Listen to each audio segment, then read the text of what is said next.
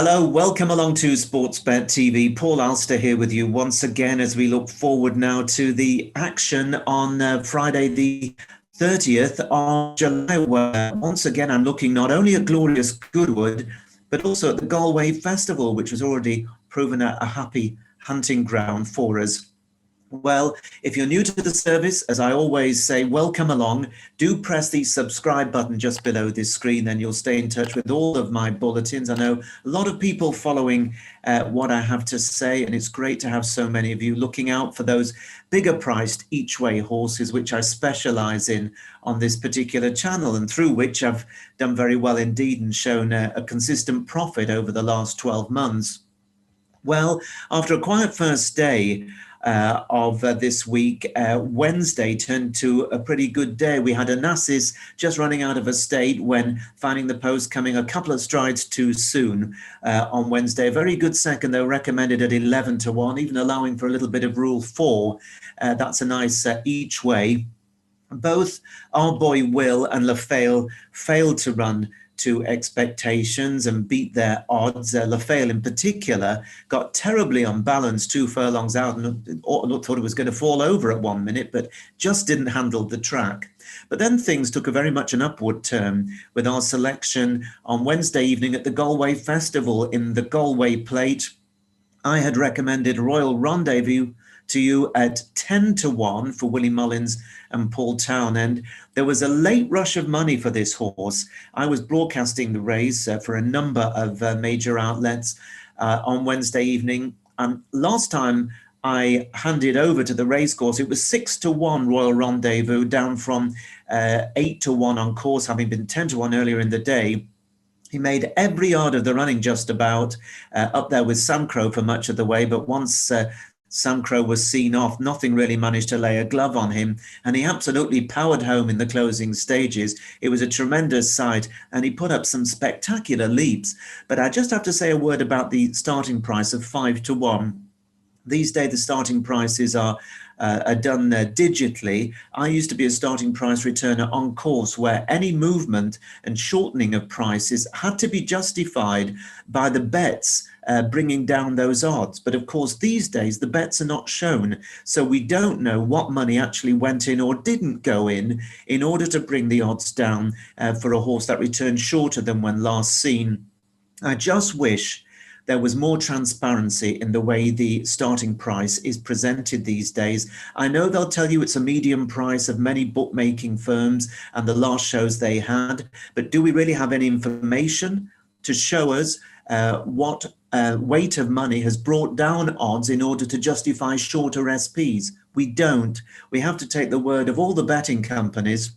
And while I know plenty of them are gentlemen and do a perfectly good job and they're in business like everybody else, there's always going to be that temptation, I feel, without proper supervision. I'm sure the authorities will say there is, but I would argue against that.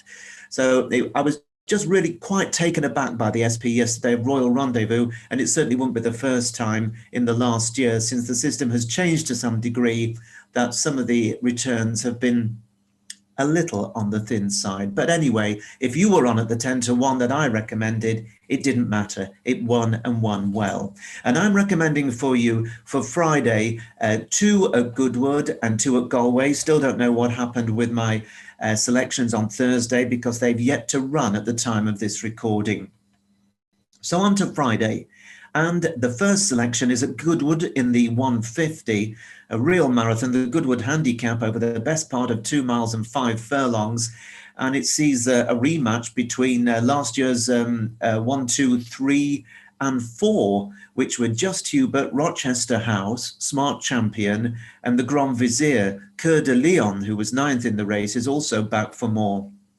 Now, I tipped Just Hubert at Royal Ascot. He was really disappointing that day. He hasn't quite seemed to hit his top form this season. I've been disappointed with him, and that's why I'm overlooking him. Of the others, I think the Grand Vizier is quite interesting because he was 3rd to Stratum not so very long ago in the Queen Alexandra, so will certainly stay. And he's a horse that runs so consistently, just keeps finding 1 or 2 too good. Now, last time I glanced, I saw it was 7 to 1 the field. And the one that is just about favourite a day before the race is Elysian Flame for Mick Easterby and Son. He was third to Rashun in the Ascot Stakes handicap, and he was staying on well enough in the closing stages. And I'm sure old Spitting Mick at 90 would love to have a winner at Glorious Goodwood. The dark horse of the race is the Michael Bell trained Platform 19.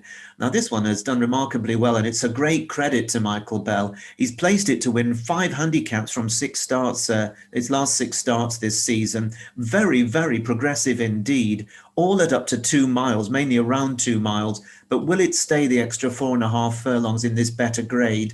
We'll soon find out, won't we? My suggestion, though, is a horse called RAJINSKY. It is trained by Tom Dascombe and the mount of PJ McDonald. Now, of course, Tom Dascombe, better known, I suppose, overall for having some very good sprinting types. But don't forget, he trained the mighty Brown Panther for Michael Owen, and he did great things with him, winning at Royal Ascot, winning the Irish Ledger, and he knows how to train a stayer when he gets one. And RAJINSKY, I think, is a very nice horse, a 5-year-old who's won 4 of his 20 starts. In 2020, he finished runner-up in 3 hot handicaps at Ascot, Newbury and York, all over 2 miles. And he went up £7 as a result of finishing second in each of those. This season, he's won at Ripon in a little egg and spoon race, really just 3 runners on good to firm ground over 2 miles. And then you may recall that he's the horse that very nearly undid what turned out to be a wonderful treble for us across the card in May. And that was at Haydock in heavy ground. It was bottomless, absolutely bottomless. And he looked all over the winner, really, in that two-miler until, of course, our great friend Frankenstella came through to nab him in the very last few strides. Well, 2 miles in heavy ground, it will feel like 2.5 miles on decent ground. And I'm pretty optimistic that RAJINSKY is going to stay. Remember, he gave £9 to Frankenstella that day, so it was a really good effort. And he since has run very, very well indeed in the Northumberland Plate over 2 miles, where he was always prominent. He challenged 2 out. He had every chance, maybe not going to win, but probably second or third when he was squeezed out. He lost a lot of momentum. Quite how he held on for 4th, I don't know. I've watched it a few times. I don't know how he held them off for 4th. But in the end, the stewards promoted him to 3rd because of the interference he suffered. So that was a very big effort. And then he dropped back to 1.75 miles last time out at Newmarket. Again, good to firm, which is probably a bit quick for him. And he was just staying on in the closing stages there. This could really be his optimum trip. He was dropped £1 as well as a Brucey bonus. And we all like those. And I say that if he does stay, then he could surprise. And 14-1 is available generally for 5 places at least. It might be that once the betting really starts to crack on Friday morning, there'll be firms offering 6 places, but generally 5 places.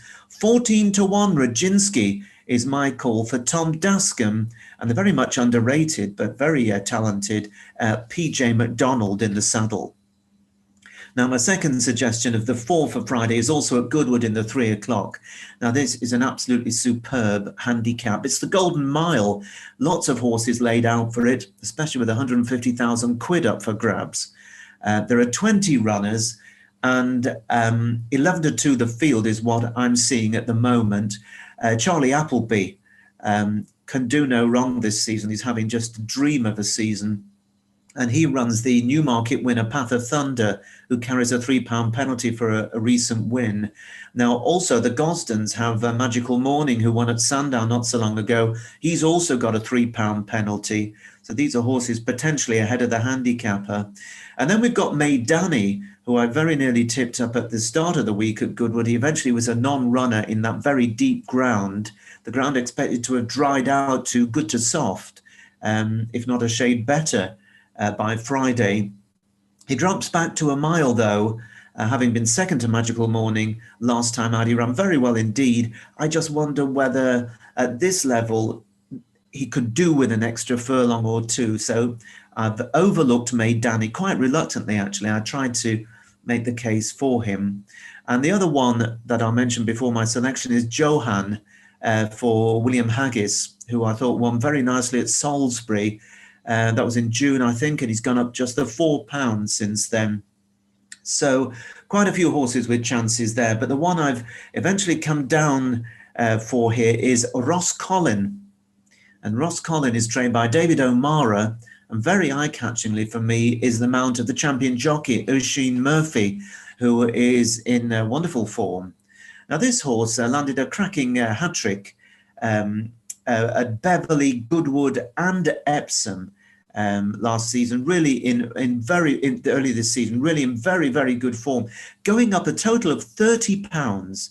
So he's absolutely shot at the weight, but you'd have to say he must have been an absolute good thing when he won that first one at Beverley. And then he went to Chester for a listed race on his penultimate start, and he was right in touch with them until the final bend, which is on a camber. Those of you that have been to Chester at the Rudy, there's a real camber on that final bend, and he just seemed to get unbalanced and just lost momentum, and after that the race was over, so I ignored that form.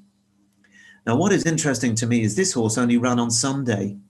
He ran at Pontefract in listed company over a mile. That was his first step up to a mile, although he's won over the stiff 7.5 at Beverley. It's a very stiff mile at Ponty, and he was making the best of his way home and had come through to take it up over a furlong out, looked as if the race was in the bag.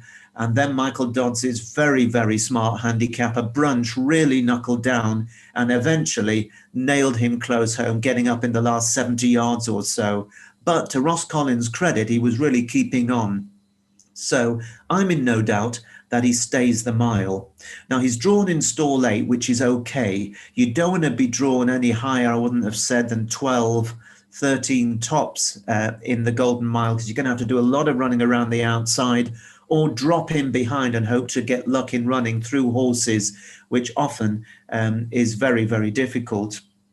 But I do think that RHOSCOLYN is fascinating, coming out so quickly again. I think David O'Mara believes the horse is right on the top of his game, and David O'Mara is certainly on the top of his game, because at the time of this recording, he's had 17 winners in the last 14 days, which is tremendous. And RHOSCOLYN is offered at 10-1 each way for 5 places. Remember to look around for those that'll offer 6, or obviously bigger odds as well, and try and look for those firms that will offer you the starting price if it's bigger, so that if the horse drifts, you manage to take advantage of the bigger odds. So RHOSCOLYN for me is the call. Hopefully he'll get the breaks and a bit of luck in running in the £150,000 Golden Mile at Goodwood on Friday at 3 o'clock for David O'Mara and Oisin Murphy. And then we switch codes. We go to the evening session on Friday at the Galway Festival, which I'll be broadcasting from my studio. And, well, the races are just so hard to win at the Galway Festival. Of course, they are at Glorious Goodwood, but at Galway, you've got massive fields for the majority of the big handicap races. And the 5 o'clock there is a 2-mile handicap hurdle. Now, there's €75,000 in the pot here, 19 runners. Now, the big problem here, and I've mentioned this a time or two before, is that for a major meeting, which the Galway Festival most definitely is, it is a disgrace, an utter embarrassment, that a day before the races, not one firm is offering any prices on the big races at the Galway Festival. What are they frightened of? Do they want our business? I mean, come on, you firms out there, start betting like men. I want to see some prices. I'm having to estimate the odds. I know a lot of tipsters will be putting their tips up tomorrow morning, and by then there'll be markets formed. But I'm trying to get my followers value and trying to just anticipate the market a little bit. I don't think the bookmakers are particularly scared of me, although I know I've hit the target with some big odds here or there. But come on, this is ridiculous. Big handicap races, big money, huge betting races, and no odds. It's absolutely crazy. Anyway, I'm estimating they'll probably bet 6-1, 7-1 the field. I think Flying Scotsman could be the blot on the handicap for Joseph O'Brien and JP McManus, who, of course, lays a lot of his horses out for these big meetings. And last year at the Galway Festival on the flat, Flying Scotsman won twice in 24 hours, which was amazing, over a mile and then a mile and a half. So he loves this undulating track with a very stiff uphill finish.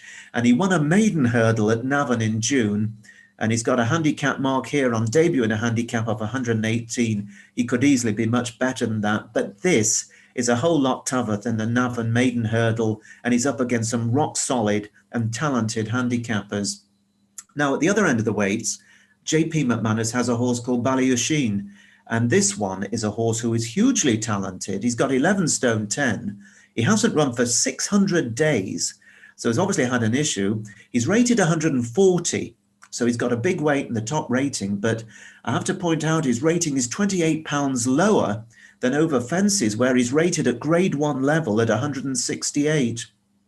Indeed, when we last saw him back in November 2019, he beat A Plus Tard in a grade 2 over 2 miles, and A Plus Tard is an absolutely top-notching chaser. So if he's fit enough, then Ballyosheen could run a massive race off top weight, but he isn't as good a hurdler, that's for sure. He's a great chaser, but he is very interesting. Now, Willie Mullins will run Getaway Gorgeous and Ruler Booler, who both come into the race in good form. And John Queally has Arcadian Sunrise, another one that has been running very well and scored recently.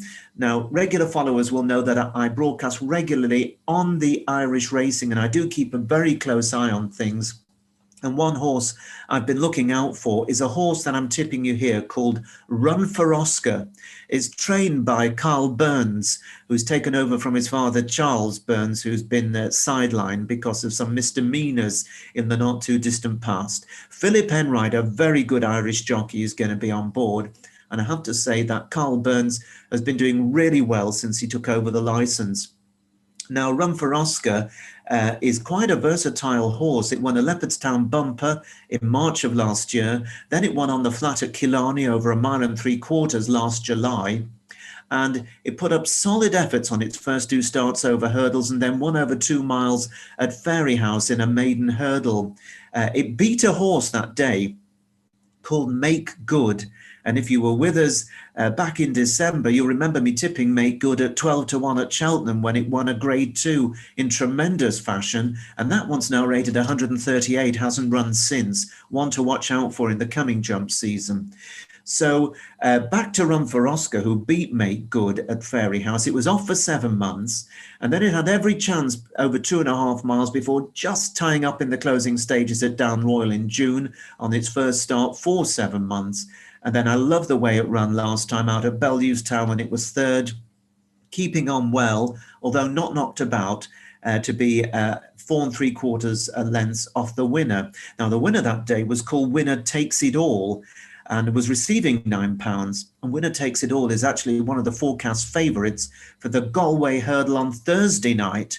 So you get a real big pointer if Winner Takes It All runs well, a real big pointer towards Run for Oscar. I only hope that there'll have been some prizes up before the Galway Hurdle is off and running on Thursday. So maybe we can take advantage if that horse does run well Thursday.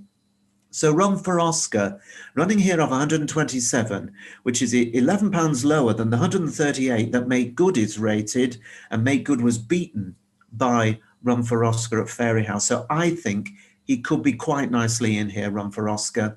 And I'm guessing about the price, but given so many horses that are fancied in such a big race, I'm suggesting ballpark as an estimate 12-1 each way, and you should be getting 6 places in this particular race. So 12-1 each way, Run for Oscar in the 5 o'clock at Galway on Friday. And then I take you on to the 5:30 race at Galway, where once again on Friday we have the same issue with no prices available. An €80,000 showcase handicap hurdle over 2 miles 7 furlongs, the Guinness handicap hurdle. 20 runners. Now, Willie Mullins, whose horses didn't run overly well the first 2 days of the festival, and then on Wednesday his horses really sprang to life, thankfully, including Royal Rendezvous. Well, Willie's won 4 of the last 8 runnings of this, including with the Great White Shark 12 months ago. And he runs the Queen Alexandra Stakes winner, Stratum, who interestingly has stayed in Ireland for this instead of going across to Goodwood for that Goodwood handicap, amongst other things he might have wanted to tackle. Also running for Willie is My Sister Sarah, a French maid, who's very, very interesting to look at because it hasn't run for 782 days, well over 2 years. He's also got Jazzaway, who won a 24-runner Punchestown race at the Punchestown Festival over 2 miles and hasn't been seen since. So what's he up to with that one? Anyway, those are Willie's 4 runners. And then earlier in the week, Linwood Gold ran for Jesse Harrington on the flat over 2 miles, 1 furlong at Galway, and it completely missed the break by 20, maybe even 25 lengths. And remarkably, it finished 5th, only beaten 5 lengths, finishing like a train. It would probably have won with something in hand had it jumped off on terms, but it had a hard race getting back to them. But Linwood Gold, I think, is one that wouldn't be far away. We've also got Western Victory and Visionarian, who are respected. But for me, the most significant point in this race is the fact that Harry Fry, the British trainer, sends not 1 but 2 horses over for this. He's got Literally Chi, who ran on the flat in that 2 mile, 1 furlong handicap, made most of the running until caught in the last 100 yards, eventually finished 3rd earlier in the week under Anya O'Connor, who's back on this mare and gets on really well with it. So no surprise it would be to see Literally Chi there or thereabouts. But I do think that Harry has laid Black Mischief out for this race. It's got Jonathan Burke on and Harry Fry is the trainer. Very talented horse.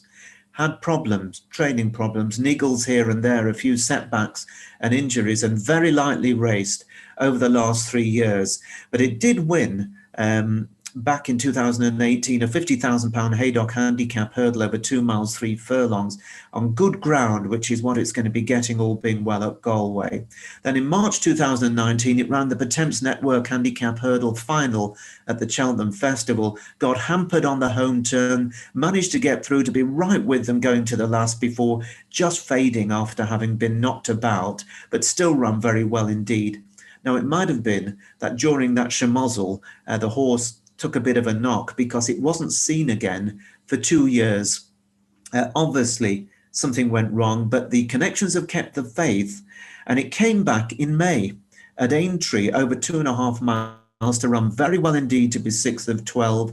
Bang there going to the final flight, just couldn't quicken after 2 years off, beaten less than 4 lengths, and they must have been absolutely thrilled with the way Black Mischief went on its return at Aintree. And it obviously came back sound because they ran it at Newton Abbot just a couple of weeks ago over 2 3/4 miles, and it absolutely hosed up. It won by 23 lengths, admittedly on soft ground, and it might not have been the very best race, but it was effortless.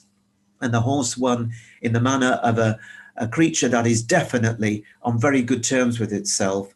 And I just think that off 136, bearing in mind that Harry Fry does really well with his Irish Raiders. Remember him, he's landed 6 wins at Punchestown, including a good few at the Punchestown Festival with the likes of, you know what I mean, Harry and others. I think he's planned this horse up. They've kept it in training for a race like this. And I think Black Mischief will give you a great run for your money if all goes well and it gets the luck in running that you require in a big field race. And again, I'm guessing, but I think around 14 to 1 each way is probably going to be the price. And I'm sure you'll be able to find some firms offering 6 places for Black Mischief in the 5:30, the Guinness Handicap Hurdle at Galway on Friday. So that's it for my Day 4 Glorious Goodwood, Day 5 Galway Festival tips. And I'll be back on Friday with my Saturday tips for the final day of Glorious Goodwood, which of course will include the Stewards' Cup amongst others. And I'll probably be having a glance as well at what's going on at Galway on Saturday too. So do join me as we move towards the end of what's been a fascinating week. Let's hope Thursday's horses will have given us a little bit of a shout as well. And I'll be back Friday with Saturday's tips, so do join me for those. Bye-bye for now from me, Paul Alster at Sportsbet TV.